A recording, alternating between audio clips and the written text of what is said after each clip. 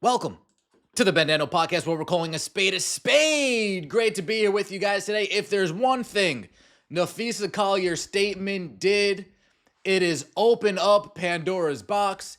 It is officially give the green light to players all around the league. This is now where we start to win this battle in the court of public opinion. So often during this season, we were talking about it over here, things that are happening behind the doors are eventually going to come out to light. Some of these conversations, some of these demands are eventually going to come out and be public information. But Nafisa Collier spilling the beans, doing a little bit of pillow talking, letting everybody know what Kathy Engelbert says and thinks about Caitlin Clark. This has opened up Pandora's box, and Sophie Cunningham sees the opportunity. She's never been shy. She's never been withholding of how she feels. But my, oh my, Sophie Cunningham, she let this league have it when it comes to the officiating, when it comes to leadership. She even talks about how it's not even fun to watch because it's such a physical basketball league. Let's listen to hear what Sophie Cunningham had to say. So you said after Game 5, I got a lot on my mind. Oh boy. What particularly, in what direction was your mind racing at that juncture? I mean, everywhere. And I'm gonna be good today. I am tired of our league. They need to step up and be better. Our leadership from top to bottom needs to be held accountable. I think that there are a lot of people in the position of powers in the WNBA who they might be really great business people, but they don't know shit about basketball, and that's got to change. I said I was going to be good, and I just messed up. Damn. But I do. I think everyone's frustrated when NBA players from that side of things are reaching out to us, just like in awe of how terrible it is. Like, that's saying something. That is absolutely saying something when your counterpart is feeling bad for us because of how we're getting treated. I mean, come on. And that's from leadership.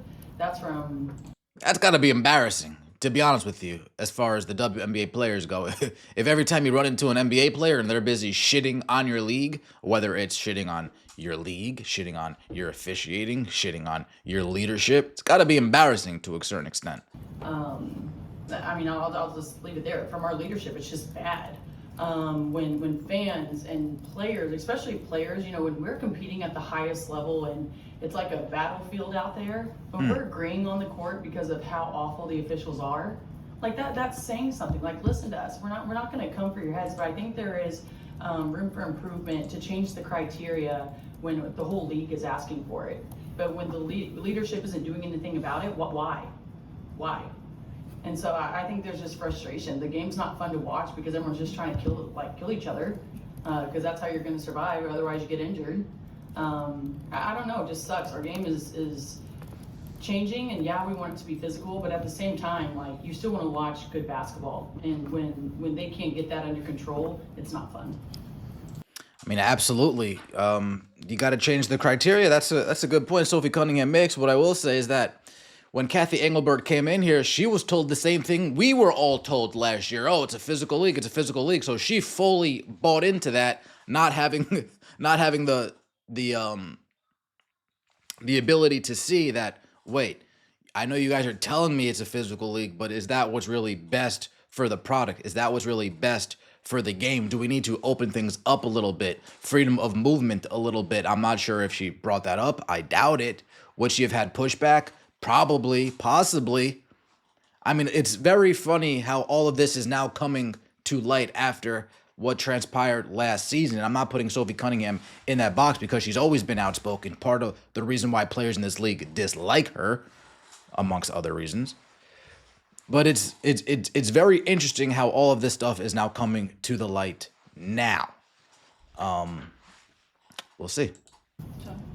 Don't want to keep you off your good streak, but you said anything about basketball. Is there anything to that beyond officiating to you, or is that mostly your critique? You said that business people but don't know anything about basketball. Is that a critique beyond officiating, or is that most of where that is going? I think it's officiating for sure. I think that there's room for improvement there when, people are reaching, why is that a foul, or why is that not upgraded, or why is it not a foul? Well, the criteria says, well, the criteria needs to change, clearly. And I think.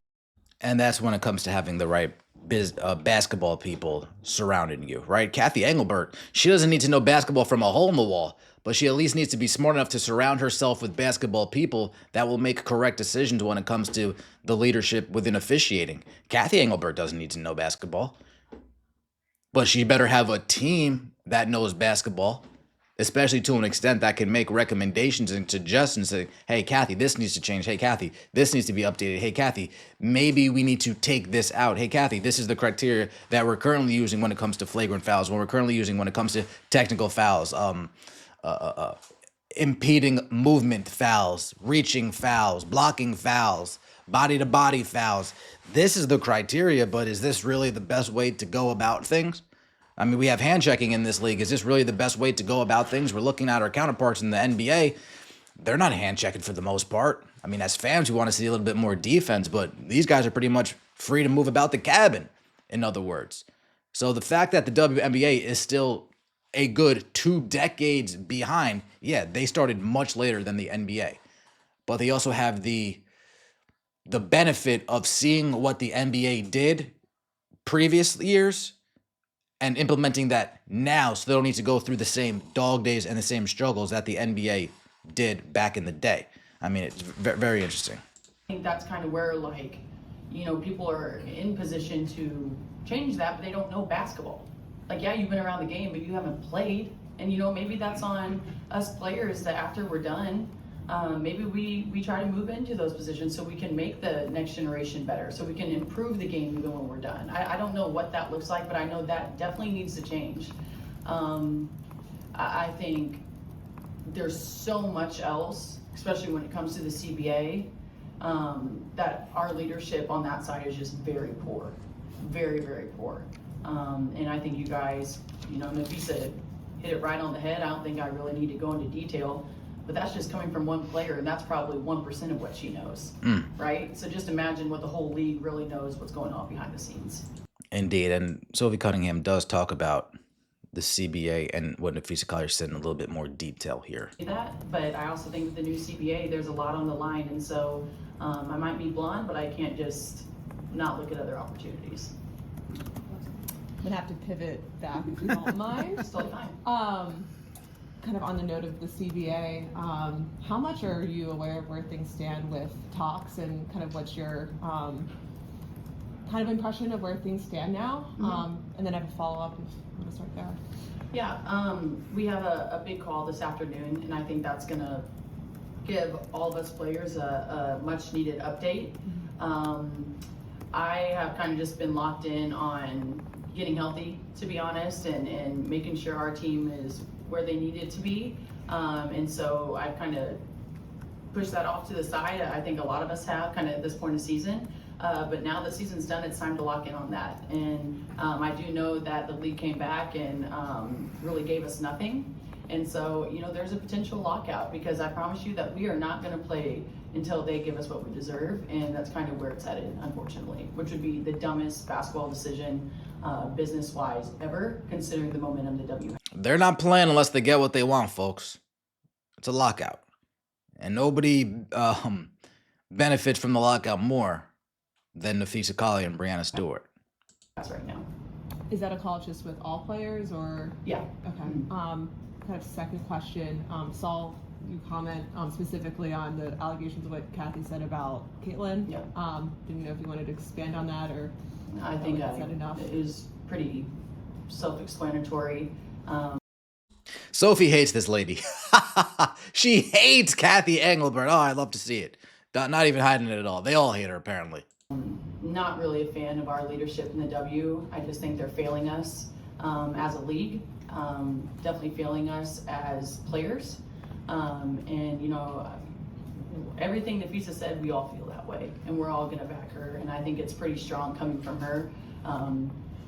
I think a lot of us have been saying that, but when it comes from someone to that caliber of a player, that we're being serious. And so my comment on that, I think it's pretty shameful that she always makes it about her, Kathy, when that's where Angel Reese gets it from. It's about me too. I'm sorry, I had to. You guys know I couldn't help myself. it should have nothing to do with her.